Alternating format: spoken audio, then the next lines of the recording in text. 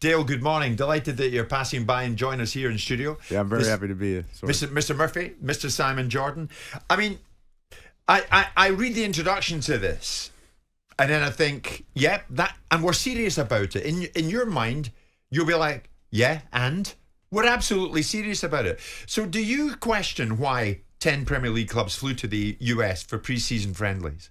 And why Tottenham and Newcastle played a match in Melbourne 3 days after the final day of the season? There was no need to do that, in your view. Yeah, I mean, I don't question why, insofar as I understand that it's all about money, but I do question why, insofar that they need to make better judgments.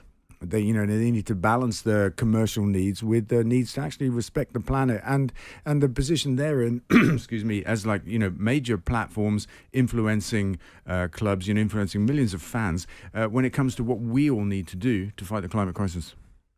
I mean, say they were to reconsider what they're doing there, Dale. How much of a dent would that make in the climate crisis?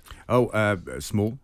Absolutely small, but it would make a big dent in the, let's say, the comms crisis around this problem, the climate crisis, right? Because still we have people that deny the climate crisis is a big deal, or say that actually there's nothing we can all do about it. We need governments and big businesses to act and that kind of stuff. And all of that throws confusion and doubt around when there's an awful lot we can do. And actually it really all starts with all of us changing how we live. And not flying is one thing, or at least reducing the amount you fly. That's important. And one of the biggest things we can all do is stop eating animals actually as well. But everything that Chris Boardman lists are things that clubs should do, because they're things that people should do, and football clubs have a massive influence on the behaviour of their fans. You see, Simon, do you think football clubs and the top Premier League clubs will maybe bring a halt to their need to achieve commercial gain and think about the climate? Doubtful. Whether they should do or whether they could do is two different discussions. Should they? Be interesting to see if these thought processes extend to the players, because the players are jetting around the world in private jets all the time, and I don't hear that conversation being brought up.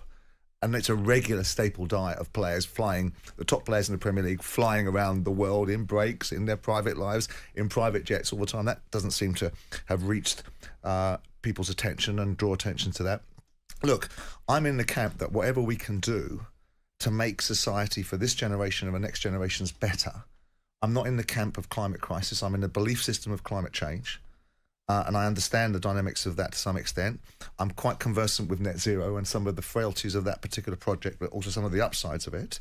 So I'm not an adversary to Dale and his sentiments and his belief systems. It's about the method of delivery.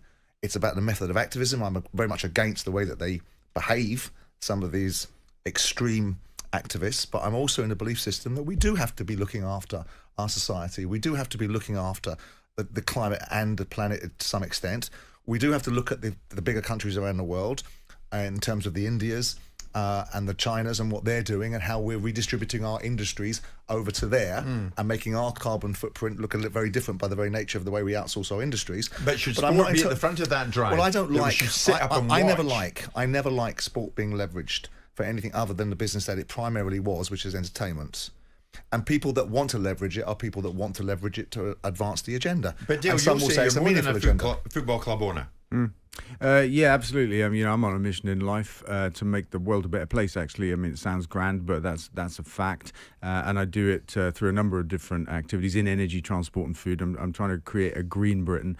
Football is an amazing kind of vehicle, actually. It's an amazing sport. I'm a big football fan. But the way that football clubs engage with their fans and their communities is incredible. And that's a responsibility that we have, as well as an opportunity that we have as football clubs to communicate. And football, it leads the way on all kinds of issues, doesn't it? Racism, sexism, homophobia, that kind of stuff. And I say the environment should be no different. I've been saying that for more than 10 years, Jim, as you know. And I think, you hear what Chris Boardman's saying today at the Sport Positive Conference. You see what some of the Premier League clubs are already doing around the environment. And I would say that's been catching on. That's accepted now, that football in particular, well, not in particular, but all sport has to take responsibility for their own actions and set better examples. I came to see you at Forest Green. You won that day. You won well. I think it was 5-0. You played really well. I think it was Colchester you beat, wasn't it?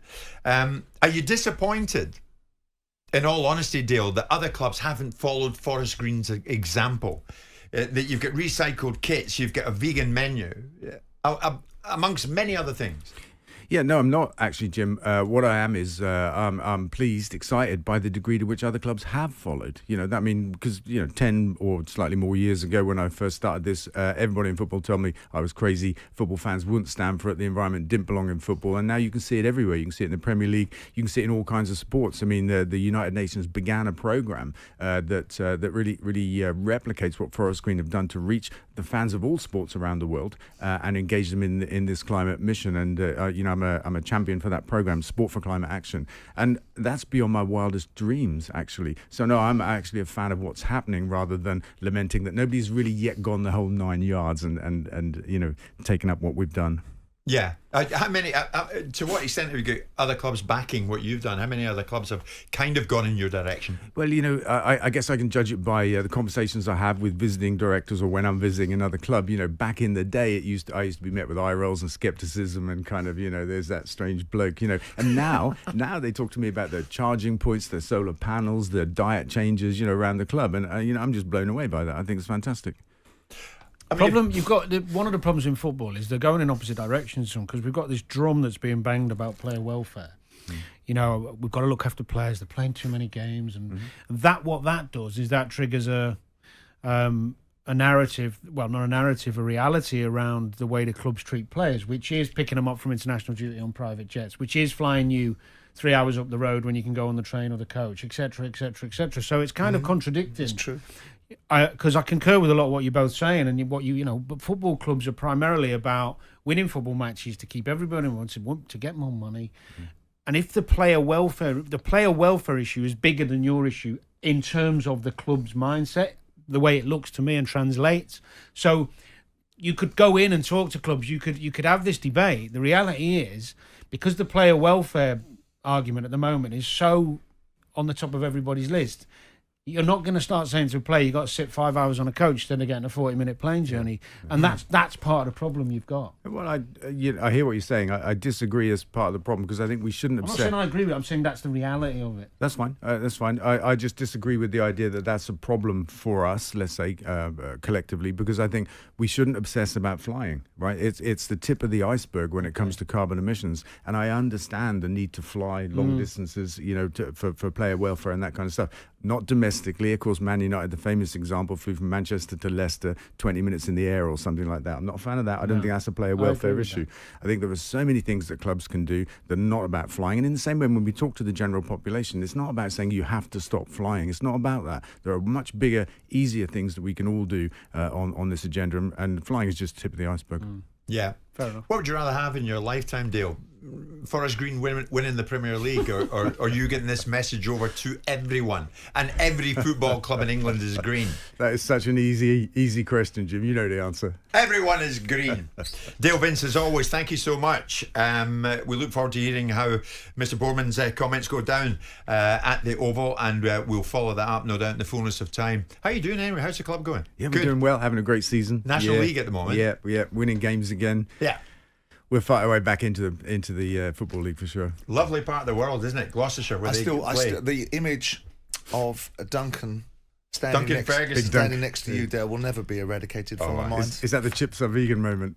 Indeed. That was a brilliant moment, I have to say. I love that. Big Duncan. He enjoyed his time with you, though, Dale. I know that, and so did we. Dale, thank you very much. We're coming up to 11:30.